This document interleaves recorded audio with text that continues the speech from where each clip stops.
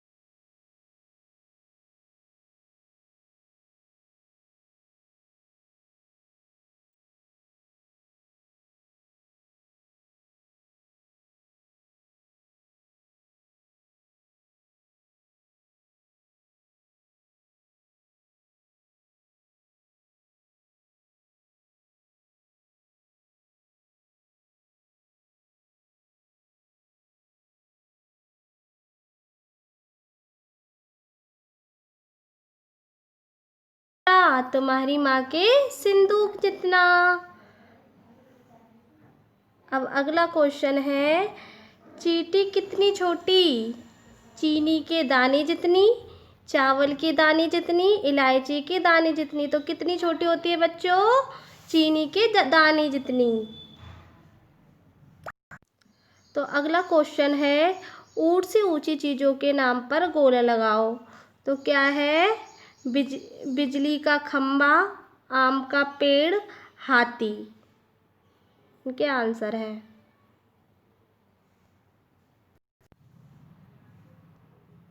ऊंट के नीचे से क्या क्या निकल सकता है? ऊंट के नीचे से क्या क्या निकल सकता है? बकरी, भेड़,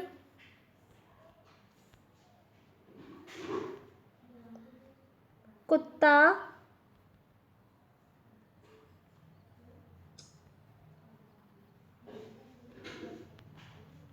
सभी छोटी चीज़ें आदि निकल सकती हैं।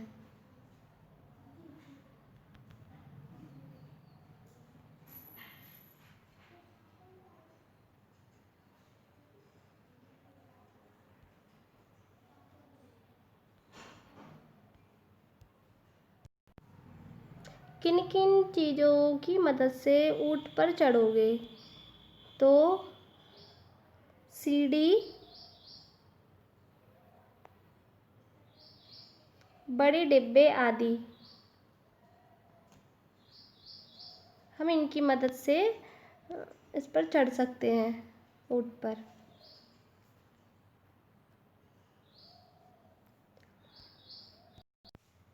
तो अगला क्वेश्चन है बच्चों, सफ़र का सामान। जब हम कहीं बाहर जाते हैं सफ़र में तो हम क्या क्या उठा सकते हैं? बताओ, ये सब क्या क्या उठाकर चलेंगे? तो हाथी क्या क्या उठा सकता है? लकड़ी, सवारी,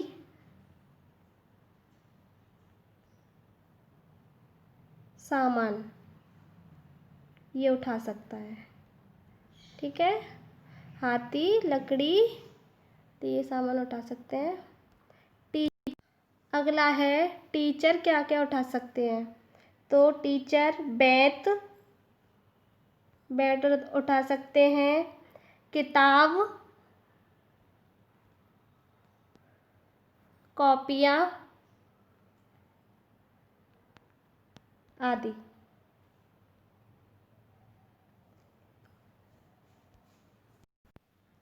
तो अगला क्वेश्चन है, पिताजी क्या क्या उठा सकते हैं? तो पिताजी बैग, आपको यानी मुझे, आप छोटे हो ना तो आपको भी उठा सकते हैं, तो आपको लिखना है मुझे। और सामान भी उठा सकते हैं आपके पिताजी।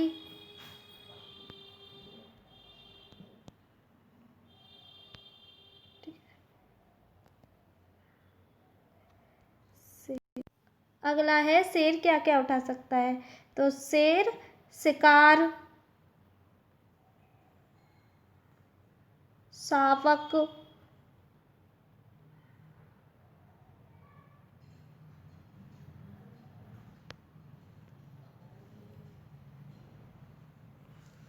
दादाजी छड़ी, पोते पोती। अब दादाजी क्या उठा सकते हैं, छड़ी, पोते पोतियों को, सामान,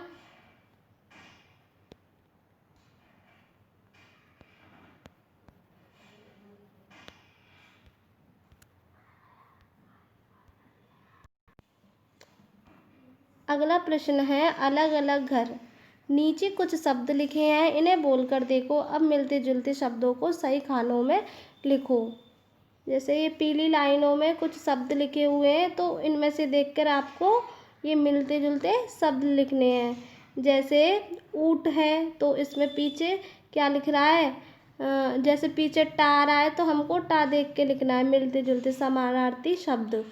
जैसे ऊँट, जूट, है ना, सूट।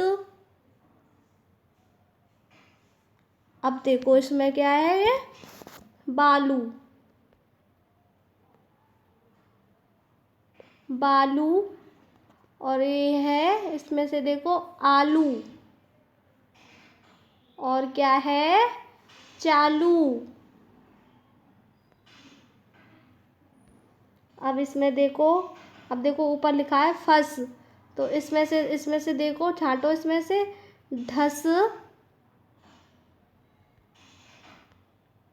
हस,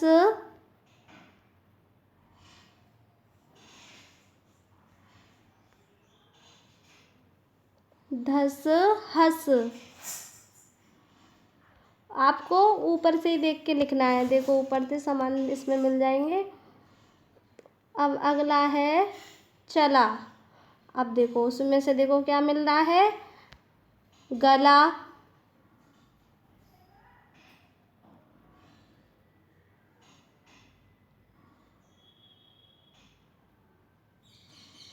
भला,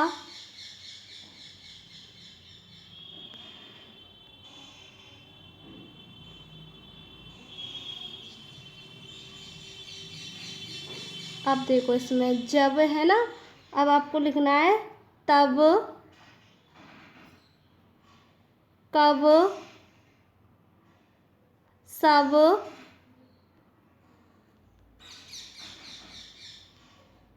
ठीक है।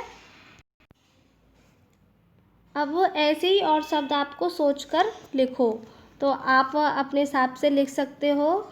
जैसे मैं आपको बता देती हूँ कुछ शब्द, जैसे साग, राग, आम, राम, नग, जल, जग,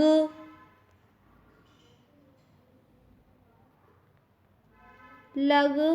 तो आप भी ऐसे ही लिख सकते हो अपनी कॉपियों में। ठीक है, चलो देखते हैं अक्षर की बात। कविता में बा से शुरू होने वाले शब्द को कौन कौन से हैं, उनके नीचे रेखा खींचो। चलो बच्चों आगे हम देखते हैं शुरू से बा से कौन कौन से शब्द आते हैं। तो शुरू से देखते हैं।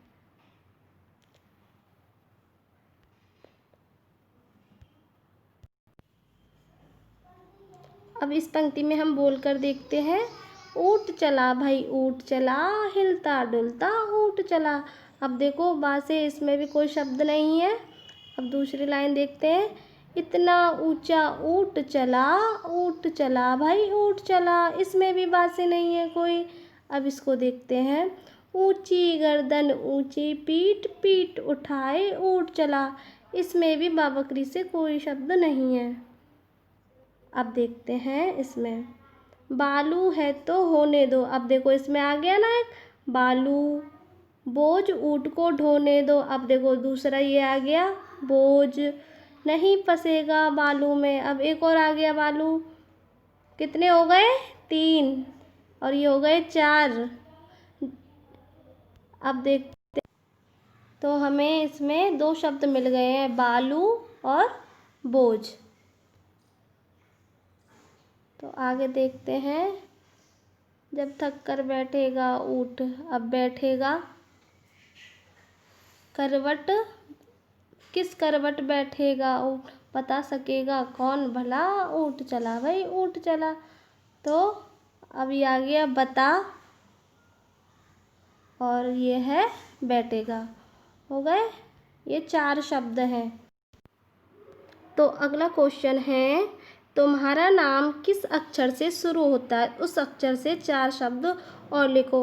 जैसे मेरा नाम है रीना, तो मैं रा से अब बताऊंगी। जैसे रीना, रेशमा, रितिका,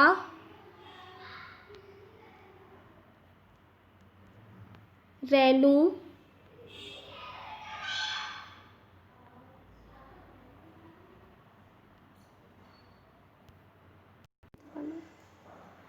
अगला क्वेश्चन है, बहुत से जानवरों को बोझा ढोने के लिए इस्तेमाल किया जाता है, क्या तुम्हें ये ठीक लगता है, क्यों?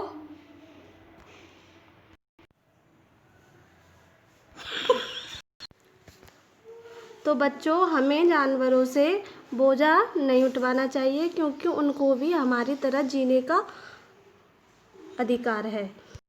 तो अगला प्रश्न है, तुम्हारे आसपास कौन कौन बोझा उठाते हैं?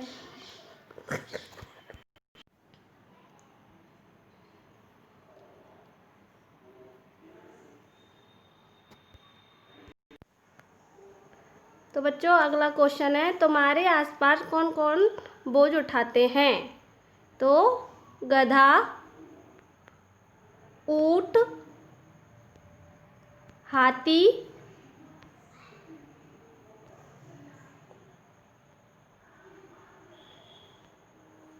घोड़ा।